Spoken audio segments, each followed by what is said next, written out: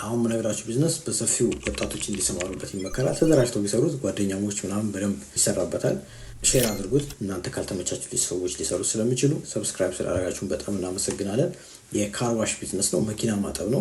የሚናቅ ቢዝነስ አይደለም። ለምን ከተወሰነ ጊዜ በኋላ ሰዎች ቀጥረን እኛ ቢዝነሱን ወደ ሌላ ልናዞረው ስለምንችል ወይም ደግሞ ብዙ ብራንቾች ልንከፍትበት ስለምንችል ይሄ ቢዝነስ በጣም በሲሪየስ የሚሰራ ነው። ሰዎች ከብረውበታል፣ ሰርተውበታል፣ አይተናል። በተለይ በጣም የሚያሳስበው ሎኬሽን ነው። ሎኬሽን እንዴት አድርገን እንመርጣለን? ከዚህ በፊት የተለቀቀ ቪዲዮ አለ፣ እዩት። ይሄን መኪና እጥበት ግን በተመለከተ 1-3-4 መንገዶች አሉ ሎኬሽን የምንመርጥባቸው። ወደ መጨረሻ ላይ ነገራችኋለሁ። እዛ አካባቢ ላይ ከሆናችሁ በተአምር 20 እና 30 መኪና ሳታጡ ወደ ቤት አትገቡ። ማኑዋል መኪናና የአውቶማቲክ መኪና አሁን ሀገራችን ላይ በብዛት አሉ። አብሶ የኤሌክትሪክ መኪና በብዛት እየገባ ነው። የመኪና ባለቤቶች እየጨመሩ ነው። ኑሮ እየተወደደ ነው፣ ግን የመኪና ባለቤቶች እየጨመሩ ነው። ምን ማለት ነው? በከዚህ ቤት መኪና የሌላቸው ሰዎች ወደ መኪና ግዢ እየገቡ ነው ማለት ነው። ስለዚህ ቢዝነሱን ብንሰራው ያዋጣናል ማለት ነው። እኛ ሀገር በ3 መንገድ ሊሰራ ይችላል። ሶስተኛው ውድ ነው። ስለዚህ ቦታ የማግኘት ቻንሳችን በጣም ሰፊ ነው። ራይድ የሚሰሩ በተለይ ትራንስፖርት የሚሰሩ ታክሲዎች፣ የግል መኪናዎችም ከግንባታ ጋር ተያይዞ መኪኖች ቶሎ ቶሎ ይቆሻሉ ከአቧራው ጋር ተገናኝቶ። ስለዚህ ቢዝነሱ በዚህ መልክ ሊሰራ ይችላል። ከ300,000 እስከ 1 ሚሊዮን በዚህ ቢዝነሶች መሰማራት ይቻላል። እንደ ደረጃው እንደምትገዙት ማሽን ይለያያል፣ እንደምትመርጡት ሰፈር ይለያያል። በዚህ መልክ ግን ቢዝነሱ ልትሰሩ ትችላላችሁ። በጣም ብዙ ወጣቶች ይሰሩታል። አሁንም ግን ክፍት ነው። እኛ በመረጠው ነው። 3 ቢዝነሶች አሉ ብያለሁ። በዚህ ቢዝነስ ውስጥ መኪና ማጠብ ውስጥ ማኑዋል በእጅ የሚታጠባል፣ እኛ ቤታችን እንደምናጠው በሱ የሚሰሩ ሰዎች አሉ። ጀስት ውሃ አምጥተው የሚያጡ ማለት ነው። ስለዚህ ያንን ታንከር ምናምን የሌለበት ማለት ነው። ሁለተኛው ግን ፕሬዠር የሚሰራ ነው፣ መካከለኛ ነው። ምናልባት የተወሰነ ታንከር ይኖረዋል። ውሃ ቢጠፋ ቅያሪ ውሃ የምናገኝበት ማለት ነው። ብዙ ስታንዳርዱን የጠበቀ አይደለም፣ ግን በተወሰነ መሬት ላይ መሬት ማለት ከ100 እስከ 200 ካሬ ሊፈልግ ይችላል። ግን በ100 ላይ የሚሰራ ይሆናል። ስታንዳርድ መካከለኛ ያለው ነው። ከዚህ ዋተር ፕሬዠር ይጠቀማል። አንድ ሰው ወይ 2 ሰራተኛ ይኖረዋል። እሱን መስራትም ትችላላችሁ። እናንተ እንዳላችሁ ካፒታል ይወስናል ብያለሁ ማለት ነው። ሶስተኛው እንዳልኳችሁ ትልቅ ቢዝነስ ነው። እኛ ሀገርም በብዛት አልገባም። ስለዚህ የሶስቱን ልዩነት ዝርዝር አድርጌ ልንገራችሁ። ማኑዋል ላይ ደግሞ በቤት ውስጥ እንደዚህ በትንሹ የምንሰራው በሰፈር ውስጥ መንገድ ሳይድ ላይ የሚሰሩ ሰዎች ማለት ነው በቃ ባጭሩ። ስለዚህ የራሳቸውን በቃ አላቸው። እናንተ መታችሁ ማቆም የሚጠበቅባችሁ። ከዛ ለተወሰነ ደቂቃ ትሄዱላቸዋላችሁ፣ እነሱ ያጥቡታል ማለት ነው። ብዙ ነገር ሪኳየርመንት አይፈልግም። 2 ሰው ወይ 1 ሰው ነው ያጥበዋል። ይሄ እንግዲህ እንደ ቢዝነስ ታይቶ ነው። ላይሰንስ ምናምን ብዙም እስካሁን ችግር የለም። ግን አሁን አስፋልት ዳር ምናምን እየተከለከለ ስለሆነ ወደ ቢዝነስ መግባቱ ይመረጣል ማለት ነው። አንደኛው ይሄ ቢዝነስ ነው እንዳልኳችሁ፣ በማኑዋል በእቃ ውሃ አምጥተው ያጥቡ ማለት ነው በየሰፈሩ ስላሉ። ሁለተኛው ፕሬዠር ውሃ የሚጠቀሙ ናቸው። ያው ኤሌክትሪክ ስለሚጠቀሙ የተወሰነ ኮስት ትንሽ ጨመር ይላል። ውሃም ታንከር የተወሰነ ይኖራቸዋል። ሰራተኛውም እንደዚሁ ስልጠን ያለ ሊሆን ይችላል። በተወሰነ ቀልጣፋ ስልጠን ያለ ሰራተኛ ይጠቀማሉ። ፕሬዠር ውሃ ነው የሚጠቀሙት። ስለዚህ ሎኬሽን መርጠው ነው እነሱ የሚሰሩት። ይሄ በቃ የእውነት ቢዝነስ ላይሰንስ ያለው ቢዝነስ ነው። በዚህኛው ላይም ብትሰማሩ በጣም ጥሩ ነው። ፕሬዠር ብዙ የሚጠይቅ አይደለም። እስከ 60,000 ብር እስከ 70,000 ብር ቢጠይቃችሁ ነው የውሃ ማጠቢያው ማለት ነው። እና ብዙ ሰዎች 400,000 500,000 እንዳላችሁ አውቃለሁ። እኛ የስራ መናቅ ወይ የሆነ ነገር ውስጥ ካልሆነን በስተቀር ይሄ ቢዝነስ በጣም እኛ ከተማ ላይ ኢትዮጵያ ውስጥ የሚያዋጣ ነው ልላችሁ እወዳለሁ። ሁለተኛው ይሄኛው ነው። ሶስተኛው ልንሰራው አንችልም። እስካሁን በቢዝነስ የተቋቋመ ካለ በጣም ሬር ነው። እሱን እንዴት እንደሚታጠብ እንዴት እንደሚከፈል ነገሩን ሁሉ ሪከርድ አድርጌ ወደ መጨረሻ ላይ ታዩታላችሁ ማለት ነው። ሶስተኛው እሱ ነው። ስለዚህ መካከለኛውና ወደ ታችኛው ላይ ነው የምናወራው ማለት ነው። ለዚህ ስራ በጣም አስፈላጊ ነገሮች አሉ፣ ማለትም ሊኖራችሁ ግድ የሆኑ ነገሮች አሉ እና እነሱን ልንገራችሁ። ብዙ እቃዎች ናቸው።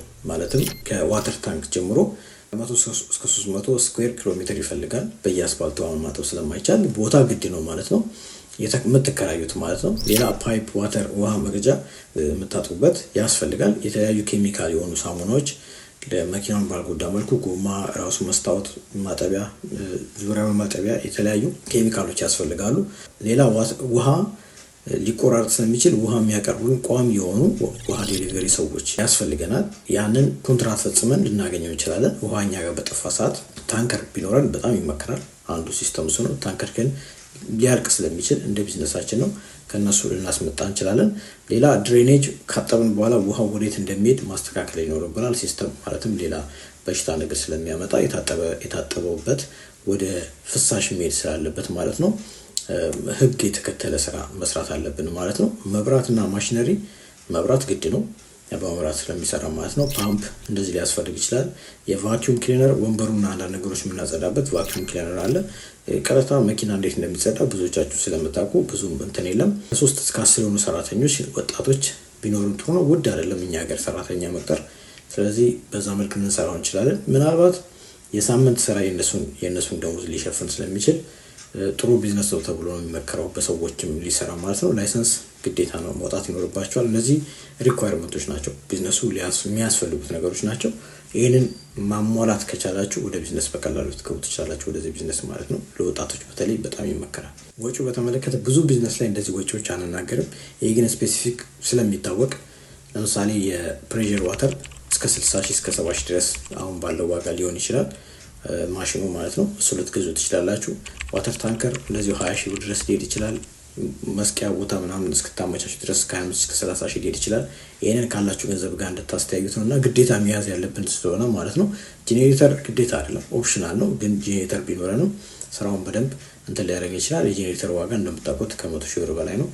በዛ መጠን ግን ባይሄድም አለ በተወሰነ መልኩ ለኛ የሚሆናል። ያንን ቼክ አድርጉ። የቤት ኪራይ እንደዚሁ ትጠይቁና ትጨምራላችሁ። እሱም ወጪ ነው። ኬሚካልና አንዳንድ እቃዎች አሉ እንደ ፎጣ ምናምን እንጠቀማቸው፣ እነሱም የራሳቸው የሆነ ወጪ አላቸው። እሱንም መጠየቅ ይኖርባቸዋል። ሌላ የሰራተኛ ቅድም እንዳልኳችሁ እስከ 40 ሺህ ምናምን ሊጠይቅ ይችላል ምናልባት በወር። ስለዚህ ይህንን ትደምሩና ነው ወጪ የሚሆነው። ስለዚህ ከ150 ሺህ እስከ 500 ሺህ ድረስ ሚዲየም በሆነው ቢዝነስ ልትገቡበት ትችላላችሁ ማለት ነው።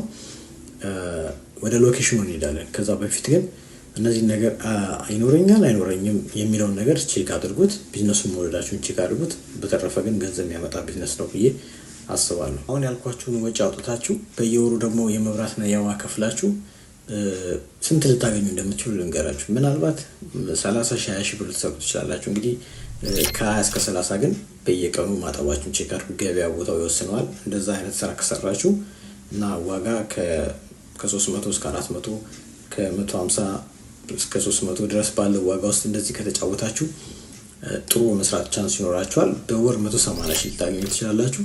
ከዛ ግን ኤክስፔንሱ በወር እስከ 60 ሺህ ሊሆን ይችላል። ፊክስድ ወይ ደግሞ የእቃዎች መግዣ ሳይጨምር ለሰራተኛ ለቤት ኪራይ የምታወጡት እስከ 60 እስከ 70 ሺህ ከሄደ ምናልባት ልታገኙት የምትችሉት ሊጨምር ይችላል። ግን ሚኒመም ግን 30 ሺህ ብር በላይ ልታገኙ ትችላላችሁ ብዬ አስባለሁ። ግን መሬት ያለው ነገር ብንባጥኑት እነዚህንም ኮስቶች ዋጋ እየጠየቃችሁ በደንብ እናንተ ብታጠኑት ብዬ አስባለሁ። ለምን እኔ ቢዝነስ አይዲያ ነው ልሰጣችሁ የመጣሁት።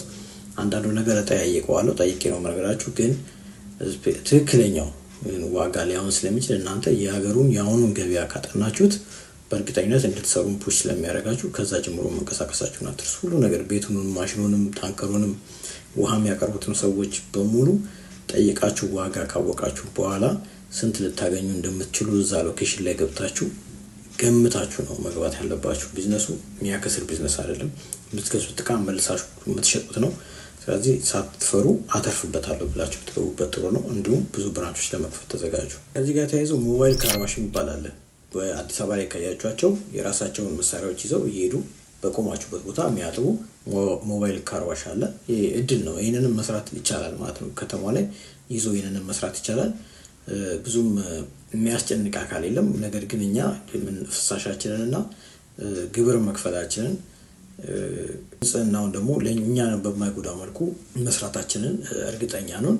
እንደዛ ከሆነ ቢዝነሱ በደንብ ሊያዋጣ ይችላል ወጣቶች ማለት ነው። ከዚህ ጋር ተያይዞ ደንበኛ ለመያዝ ማድረግ ያለባችሁ ነገር አለ። ሎኬሽን ከመረጣችሁ በኋላ አክሰሲቢሊቲ የእናንተ ፊት ለፊት የመታየት ቻንሱ ካሰፋችሁት በኋላ አንዳንድ ነገሮች አሉ። ለምሳሌ ስራውን ስትሰሩት ቫልዩ አድ ማድረግ ትችላላችሁ። ለምሳሌ ጎማ ጥቁር ሆኖ እንዲታይ የሚቀባ ነገር አለ። ቢዝነስ ውስጥም ባይካተት እኛ ግን ልናስገባው እንችላለን። እንዲህ ዳሽቦርድ አካባቢ ላይ ምናምን ማስራት እንደዛ ሊሆን ይችላል። ሽታዎች ምናምን ቆንጆ ቆንጆ ሽታዎች ስለ ከስተመር በጣም ያመጣል። ገበያ ደንበኛ በጣም ያመጣል። ጥሩ ደንበኛ ሰርቪስ ማድረጋችሁ አትርሱ። ሶሻል ሚዲያን መጠቀም ትችላላችሁ። እየተደዋወላችሁ አብሶ ሞባይል መኪና ካርዋሽ የሚለውን ሰርቪስ ልትሰራ ያሰቡ ወጣቶች ኢንዲቪጁዋል በግል መስራት ካሰባችሁ እቃዎች በተወሰነ ከገዛችሁ በኋላ በሶሻል ሚዲያ እየሄዳችሁ ልትሰሩ ትችላላችሁ። ከምታውቋቸው ሰዎች ጀምራችሁ ልትሰሩ ትችላላችሁ ማለት ነው። ይሄ በቃ ቀላል ነው። ሊዋል መሆን መታመን። ምክንያቱም መኪናው ውስጥ ብዙ ነገሮች አሉ። ሰዎች ብዙ ነገር እያስቀምጣሉ። ስለዚህ ያንን ለዛ ታማኝ መሆናችሁ ማሳየት ይኖርባችኋል ማለት ነው። ክፍያው ሞባይል ባንኪንግ ሲስተም ምናምን አድርጉት። ሰዎች የእናንተ ማንነት በደንብ እንዲያውቁት ማለት ነው። ይሄ ሰዎች ለመያዝ የሚደረግ አሰራር ነው። ቲፕ ነው በቃ በሚል ያዙት። ሎኬሽን እንዴት የት አካባቢ ብትሆኑ ይህ ቢዝነስ በተለይ በጣም ልትሰሩ ትችላላችሁ ልንገራችሁ። አንደኛ ማደያዎች አካባቢ ሰዎች ብዙ ጊዜ ነዳጅ ቅጂና መኪና እጥበት በተመሳሳይ ቀን ላይ ሊያደርጉ ስለሚችሉ ማደያዎች አካባቢ፣ ገራዥ ያው ቦታው ስለሚያቆሻቸው በስራ ላይ ስለሚቆሹ መኪኖች ከዛ እንደወጡ ስለሚያሳተው ገራዥ አካባቢ መሆናችሁ ቼክ አድርጉ። ሌላ የቢዝነስ ኤሪያዎች ሞል ፓርኪንግ እና የተለያዩ ፓርኪንግ ኤሪያ አካባቢ ከሆናችሁ ሰዎች መኪናቸውን እየታጠበ እነሱ ጉዳያቸውን እንዲፈጽሙ መኪና ማቆሚያዎች አካባቢም መሆናችሁ ቼክ አድርጉት። ሌላ የመንግስት መስሪያ ቤቶች አካባቢ ላይም እንደዚህ መኪኖች ብዙ ስላሉ ወደዛ ሊሰራ ይችላል ማለት ነው። ብዙ ትራፊክ ያለበት ሆኖ ግን ደግሞ ወጣ ብሎ መቆሚያ ያለበት አካባቢ ላይ ቢዝነሱ በጣም ሰፊ ይሰራል። አሁንም በተለመደው በዛ በልኩ ነው። ማንኛውም ቦታ ግን እንዳይሰራ እናንተ በዚህ መልክ ሼፕ ልታደርጉ ትችላላችሁ። ቢዝነሱ አዋጭ ነው በእርግጠኝነት። አጥኖትና ሌላው ነገር በዚህ መልክ ትሰሩ ትችላላችሁ። ተያያዥ ጎማ መንፋት ምናምን ከጎን ልትሰሩ ትችላላችሁ። እንደ ጎሚስታ አካባቢ ላይ የተወሰነ ሌሎች ልትጨምሩት የምትችሉት ቢዝነሶች ለመኪና እጥበት የሚጠቅሙ ኬሚካሎችን መሸጥ፣ እንደዚህ ስፖንጅ ሹፌሮች ወይ ባለ መኪኖች ራሳቸው ሆነው የሚያጥቡበት አንዳንድ ኬሚካሎች፣ የዳሽቦርድ ማጽጃ ነገሮችም ልትሸጡ ትችላላችሁ። በተወሰነ መልኩ በቦታችሁ እንደ ቫኪዩም ክሊነር በተወሰነ መልኩ ልትሸጡት ስለምትችሉ ቢዝነሱን በዛ መንገድ አስቡት። አንድ ቢዝነስ ጀምረን እንግዲህ እሱ ላይ ስቲክ ስለማናል ከጎን ደግሞ እነዚህ ነገሮች ከውስጥ መስራት እንችላለን። ሌላው ቦታም ሰው ቢፈልግ ገዝቶ እንዲሄድ ማለት ነው። በዚህ መልክ ቢዝነሱ ልትሰሩ ትችላላችሁ። ሌላ ቢዝነስ ይዤላችሁ እመጣለሁ። ይህንን ግን ለሰዎች ሼር ስላደረጋችሁን፣ ሰብስክራይብ ስላደረጋችሁን በጣም እናመሰግናለን። ቴንክ